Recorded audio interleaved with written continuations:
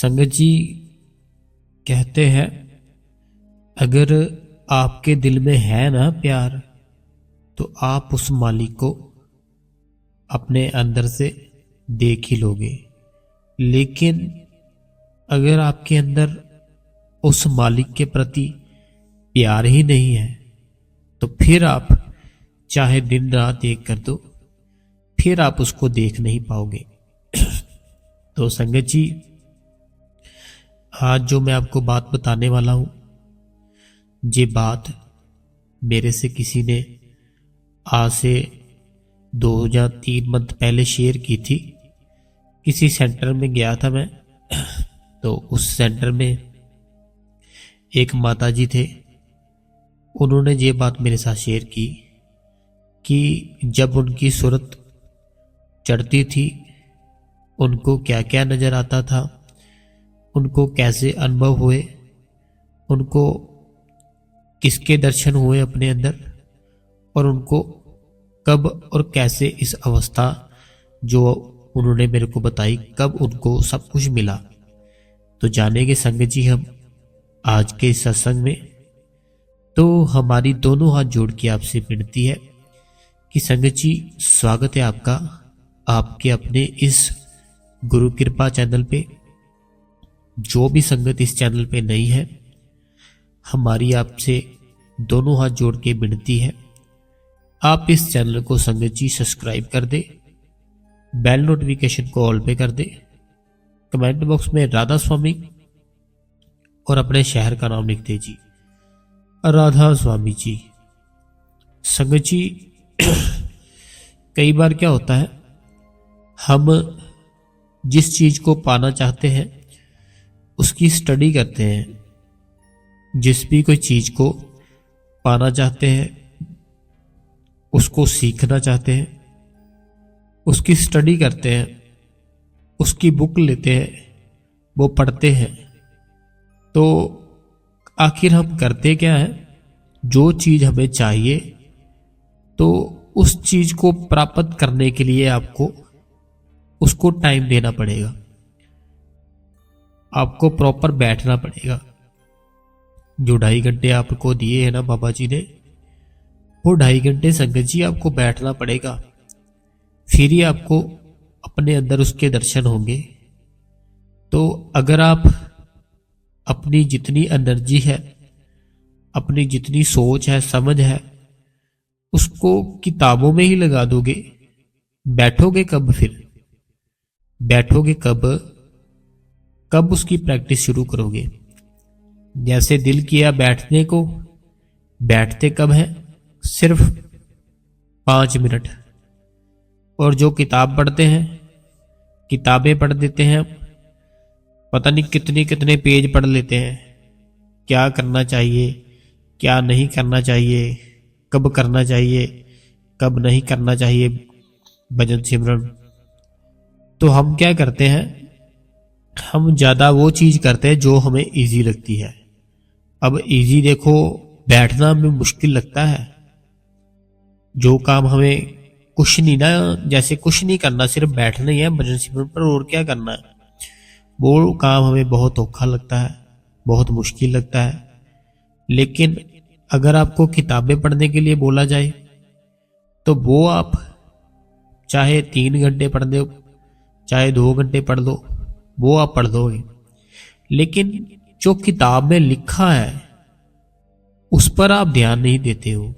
जैसे वो किताब है ना, वो किताब में आप सारी किताब पढ़ लो, शुरू से लेकर लास्ट तक पढ़ लो, तो उसमें आखिर लिखा क्या होगा कि ये जो भी संत पहले आए थे या जो भी संत अब है, तो उन्होंने जिनको नामदान दिया, उन्होंने ऐसे भजन सिमरन किया, उनके साथ ये हुआ, उनके साथ वो हुआ, ऐसे साखियां होती है उसमें। ठीक है, उस साखियों का मतलब यही था कि आपके अंदर उस मालिक के प्रति प्यार बने और आप भजन सिमरन पर बैठो। लेकिन नहीं, हुआ क्या, हमने पहले वो किताब पढ़ी, वो बुक पढ़ी, बुक पढ़ने के बाद उसको 1-2 दिन सोचा, ऐसे है वैसे अपने दिमाग में चलाया, फिर उसको हमने शेयर करना शुरू कर दिया। कभी किसी को कॉल लगाई, उसमें ऐसा लिखा है, कभी किसी को कॉल लगाई, उसमें ऐसा लिखा है। सब बातें बता दी बस। जब सब बातें बता दी सबको, फिर बैठे कितना 5 मिनट। तो वो जो आपने 3-4 दिन लगाकर पढ़ी थी बुक, उसका क्या मतलब? अगर आपने 5 मिनट ही बैठना है तो जो आपने बुक ली है उसका मकसद क्या है? कुछ भी नहीं। बाबा जी के मैं एक बार सत्संग में गया। बाबा जी कहते कि एक चीज समझ में नहीं आती, लोग 1.5-2 दिन पहले आ जाते हैं डेरे में। किस लिए? सेवा करेंगे। बहुत अच्छी बात है, बहुत मुबारक है उनको जो जाते हैं सेवा करते हैं। और उसके बाद किस लिए? कि सत्संग सुनेंगे, दर्शन करेंगे। दर्शन भी कर लिए, सत्संग भी सुन लिए, डेरे का माहौल था जो वो भी देख लिया। ये सब चीजें किसके लिए थी? ये सब चीजें थी कि हम सिमरन और भजन कर पाए। हमारा जो ध्यान है, हमारा जो ख्याल है, वो उस मालिक की ओर लग सके। लेकिन हुआ क्या? 1-2 दिन रहे, सेवा भी की बड़े प्यार से, बड़े अच्छे से, बड़े प्यार से डिसिप्लिन से रहे अंदर। सत्संग सुना, दर्शन किए, प्रसाद लिया। लेकिन जैसे ही डेरे से बाहर निकले, हुआ क्या? फिर से वही जो दुनिया में फंस गए। आखिर हमारा यहाँ पर कौन है? एक बार सोच के तो देखो कि कौन है। कोई भी नहीं है। जिस बेटे को ये लगता है उसके जो माँ बाप है उससे बहुत प्यार करते हैं। जिस बेटे को ये लगता है, कईयों को बातें हो सकता है मेरी अच्छी ना लगे, लेकिन ये सच है। जिनको लगता है कि उसके जो मदर फादर बहुत प्यार करते हैं, वो अगर 20 साल उनको पैसे दे देना अपनी काम करके, लेकिन 3 या 4 मंथ पैसे ना दे, घर पर फ्री बैठ के खाए, उसको बोलना शुरू कर देंगे। ठीक है? तो आखिर जो रिश्ता था वो है क्या? हमारा रिश्ता था, हम सिर्फ रिश्ते निभा रहे हैं और कुछ नहीं। पहले बच्चे थे, माँ बाप अच्छे लगते थे, फिर थोड़े बड़े हुए, हमारी बहनों के साथ प्यार पड़ गया, और बड़े हुए, शादी हो गई, वाइफ के साथ प्यार पड़ गया, और बड़े हुए, हमारे खुद के बच्चे हो गए, उनके साथ प्यार पड़ गया, और थोड़ा बुजुर्ग हो गए, बच्चों के बच्चे जो हुए उनके साथ प्यार पड़ गया। तो आखिर हमारा जो प्यार था क्या एक जगह पर रुका? हम जब से हमने जन्म लिया था, क्या एक जगह पर स्टेबल हुआ जो हमारा प्यार था? नहीं हुआ। जैसे जैसे हमारी एज थी जो वो चेंज होती गई, वैसे वैसे हमारा जो प्यार था वो चेंज होता गया। कभी मदर फादर के लिए प्यार, कभी बहन के लिए, कभी भाई के लिए, कभी वाइफ के लिए, कभी अपने बच्चों के लिए, कभी आगे उनके बच्चों के लिए। ऐसे हमारा जो प्यार था वो चेंज होता गया। लेकिन वो जो माली का प्यार है, जो उसको प्यार करता है, जो हमारे बाबा जी हैं, वो एक बार अगर किसी को एक बार ना अगर किसी को पकड़ ले, उसको छोड़ते नहीं है। फिर वो इतनी ताकत है उसमें। अगर एक दिन आपने डेरे में जाकर सेवा कर ली ना, तो वो फिर छोड़ेगा नहीं। देख लेना आप ऐसा करना, गली में किसी को दोस्त को जो कभी गया ही ना हो डेरे में, उसको ले जाना डेरे के अंदर। एक दिन सत्संग सुनना, एक दिन दर्शन कराना बाबा जी के। वापस जब घर पर आ जाओगे ना, थोड़े ही टाइम के बाद वो खुद आपको बोलेगा कि डेरे में नहीं चलना। कब चलना है डेरे में? चले डेरे में। हुआ क्या कि बाबा जी के साथ उसका कनेक्शन बन गया। अब वो कनेक्शन सारी उम्र तक भूल नहीं पाएगा। ऐसा प्यार है बाबा जी का। तो संगत जी, एक माता जी थे, 2 या 3 मंथ पहले मेरे को मिले थे। किसी सेंटर में था मैं, वहां पर मिले मेरे को, तो सेवा कर रहा था मैं। तो उनके साथ ऐसे मेरी बातें शुरू हो गई मेरी। उन्होंने मेरे को बोला, जब मेरी शादी हो गई उसके बाद उन्होंने बोला, मैंने नाम ना लिया ठीक है। उन्होंने बोला, मैंने नामदान लिया। नामदान लेने के बाद क्या हुआ कि मेरा इस तरफ बहुत ही ज़्यादा जो ध्यान था शुरू हो गया लगना।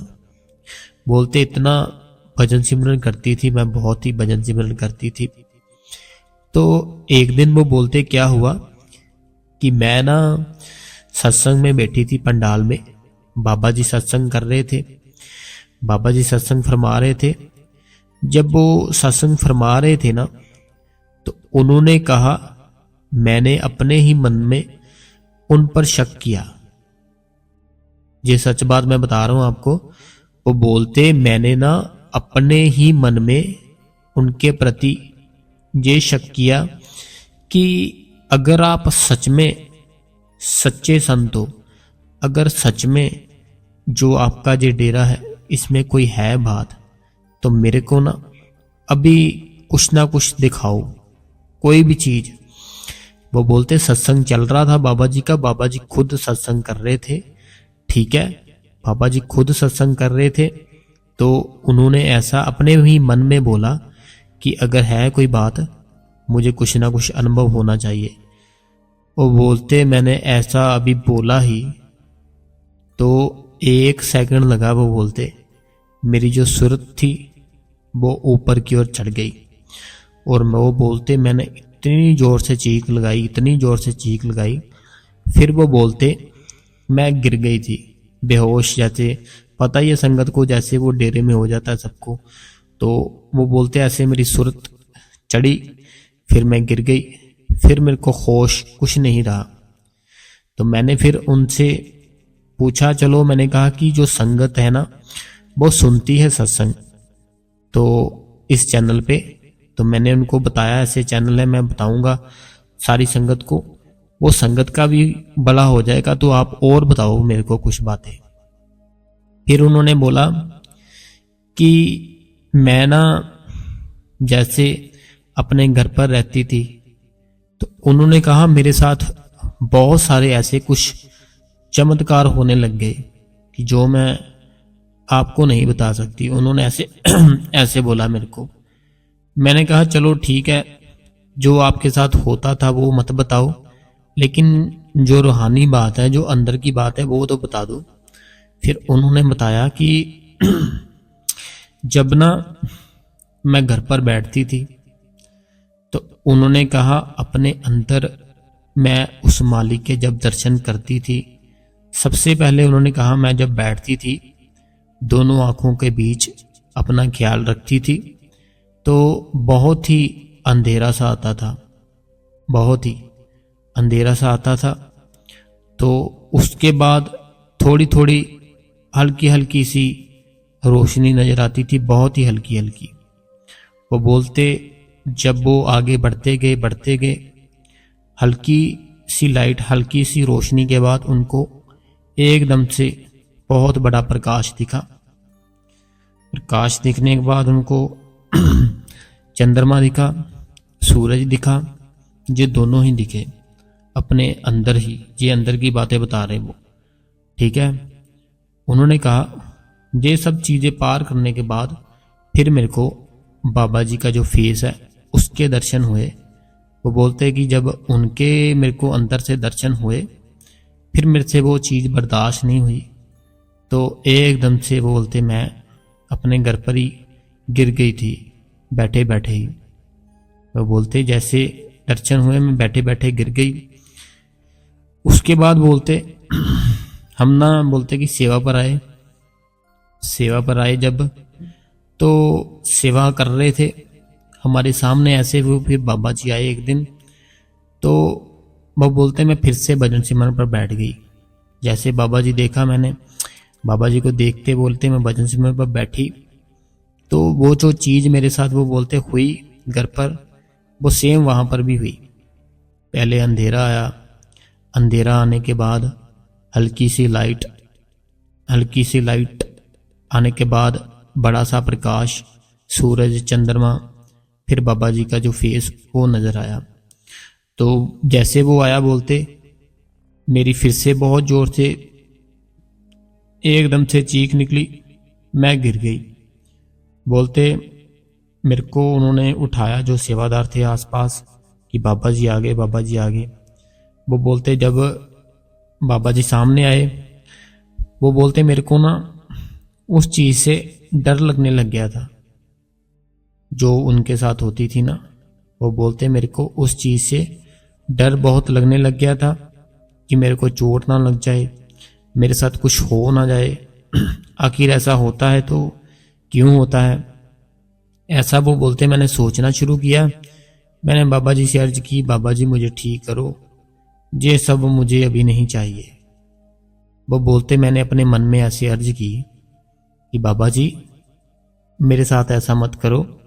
क्योंकि जब वो पंडाल में बैठे थे ना, तब उन्होंने सत्संग सुनते सुनते ऐसे अरदास की थी कि बाबा जी अगर सच में है यहाँ पे कोई बात तो मुझे कुछ दिखाओ। फिर उनके साथ ये चीज़ शुरू हो गई, फिर वो बंद नहीं हुई इनके साथ ये चीज़। फिर उनको लास्ट में क्या हुआ, वो बोलते डर लगना शुरू हो गया कि चोट ना लग जाए, कहीं मुझे कुछ हो ना जाए। फिर जैसे उन्होंने बाबा जी को देखा, जैसे सेवा पे वो आए थे जत्थे को दर्शन देने, उन्होंने अपने मन में फिर से अर्ज की, बाबा जी मेरे को पूरा आपके पर यकीन है, मुझे अभी ठीक कर दो, तो मुझे ऐसा मत करो जो भी मेरे साथ हो रहा है, मुझे डर लगता है बहुत। तो वो बोलते कि उसके बाद जो था ना, फिर मेरे साथ वो कभी नहीं हुआ। तो बोलते लेकिन मुझे बाद में समझ आई कि वो तो उस चीज़ को जो लोग हैं वो तरसते हैं, उस चीज़ को ना लोग तरसते हैं। तो बाबा जी ने उस दिन जब मैंने सत्संग में अर्ज की, बाबा जी ने 1 सेकंड में मेरे को दे दी, लेकिन मैंने फिर से अर्ज वो बोलते कर दी कि मुझे अभी नहीं चाहिए। तो वो बोलते फिर से मेरी वो अभी इतना बात नहीं बनती, लेकिन मैं वो बोलते कि बैठ जाइए मुझे अच्छा लगता है, लेकिन अब मुझे डर नहीं लगता। ऐसे वो माता जी ने मेरे साथ बात शेयर की। तो ऐसे ही संगत जी आपको अगर कुछ अपने अंदर अनुभव होते हैं ना, आपको डरना नहीं है, वो सब उस मालिक की बातें हैं, मालिक की बनाई चीज़ें हैं जो आपको दिखा रहा है। तो आप ऐसे थोड़ी है कि आप डर जाओगे, कभी भी नहीं डरना। एक ना वो मैं सत्संग सुन रहा था, पंडाल में बैठा बाबा जी का क्वेश्चन आंसर थे। वो एक बहन कहती, बहन बाबा जी से कहती, आप चाहे सर्च कर लेना, सुन लेना आप भी। बहन कहती बाबा जी मेरे को ना कुछ पूछना है। बाबा जी बोलते अच्छा बताओ क्या पूछना है। बहन कहती मुझे ना हर टाइम जो धुन है वो सुनाई देती रहती है, कभी इस कान से कभी इस कान से, तो वो बंद ही नहीं होती, बाबा जी इसको बंद कर दो। बाबा जी बोलते भाई ये कोई उसका स्विच थोड़ी लगा हुआ है कि जो मैं बंद कर दूंगा। लोग तो बाबा जी बोलते हैं यहाँ पर पता नहीं कितनी कितनी कंप्लेंट करते हैं, कितनी कितनी चिट्ठियां आती, कितना कितना कुछ होता है कि शब्द धुन सुनाई नहीं देती, शब्द धुन सुनाई नहीं देती, और आप बोल रहे हो उसको बंद कर दो, आपको प्रॉब्लम क्या है।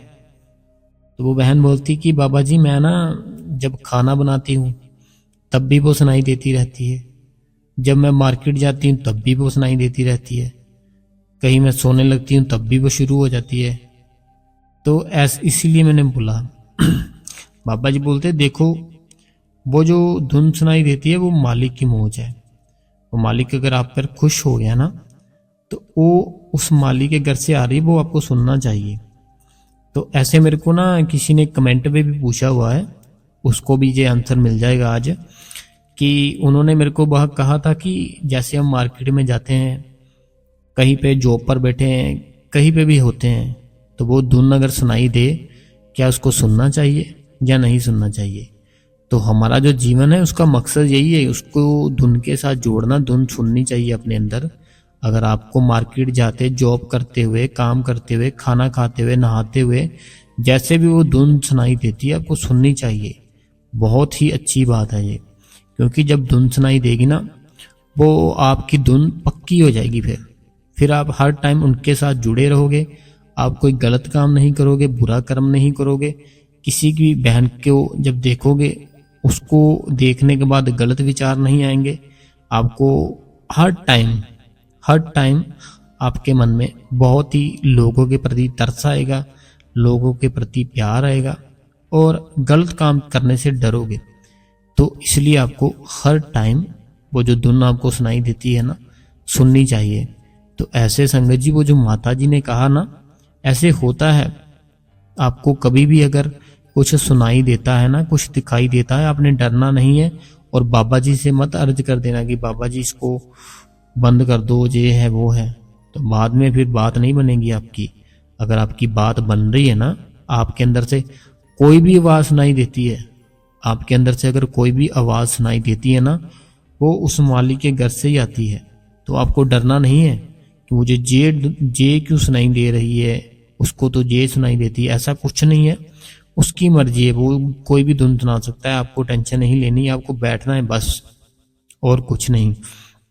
तो देखो जो माता जी ने कहा वो एकदम बिल्कुल राइट कहा उन्होंने।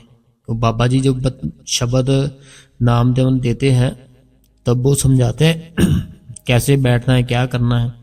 तो माता जी ने जैसे कहा, सबसे पहले उनको बहुत ही ज़्यादा अंधेरा ही नज़र आता है जब आप बैठते हो। जितने भी ये सत्संग सुन रहे हैं, जब वो बैठते हैं ना, उनको अंधेरा ही नज़र आता है।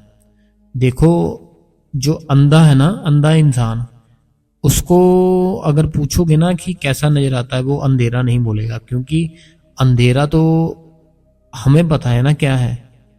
समझ रहे हो मेरी बात को? अभी देखो आपकी आंखें हैं, ठीक है, जितने सत्संग सुन रहे हैं, अभी आप देख रहे हो सबको, ठीक है, आंखें बंद करो, क्या हुआ? अंधेरा आ गया।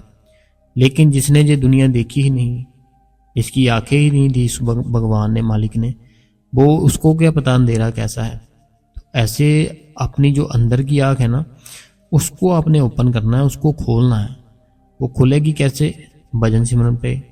भजन सिमरन कैसे करें? जैसे बाबा जी ने बताया था। होता नहीं है, क्यों नहीं होता? करना पड़ेगा, तभी आपको अंदर से दर्शन होंगे। जैसे वो माता जी ने बताया ना कि पहले अंधेरा, फिर हल्की हल्की लाइट, फिर एकदम से प्रकाश, फिर अंदर बाबा जी का जो फेस है, जो स्माइल करते हैं, उस बाबा जी के दर्शन होंगे अंदर से। फिर आपने जुड़े रहना बाबा जी के साथ, आपकी बाँह पकड़ के बाबा जी आपको साथ ले जाएंगे उस सचखंड में। तो आपको डरना नहीं है बिल्कुल भी, घबराना नहीं है बिल्कुल भी, उस मालिक पे भरोसा रखना है, वो बहुत बड़ा मालिक है। तो संगत जी, आज की वीडियो हम यहीं पे समाप्त करते हैं। तो जिस भी भाई बहन को ऐसे सत्संग सुनना पसंद है, आपके आगे मैं दोनों हाथ जोड़ के विनती करता हूँ, आप इस चैनल को सब्सक्राइब कर दें। कमेंट बॉक्स में राधा स्वामी जरूर लिखा करें।